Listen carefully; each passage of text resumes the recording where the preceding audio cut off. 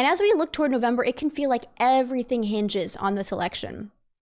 Both sides insist that it's the most important election of our lifetime, and everyone seems to be in panic mode. If you attended church this Sunday, you may have heard the gospel reading about James and John, the sons of Zebedee, who asked Jesus if they could sit on his right and his left.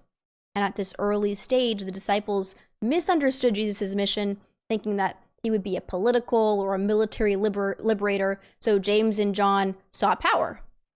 But Jesus told them, quote, "To sit at my right or my left is not mine to grant, but it is for those for whom it has been prepared." So, in other words, Jesus reminded them that some things are determined by God's will, not human ambition. So the message is that we just need to trust and ask that his will be done instead of whatever we want. And Ed Morrissey reflected on this in Hot Air yesterday, and he brought up the Garth Brooks song Unanswered Prayers. And the song recounts a moment when Brooks is at a hometown football game with his wife.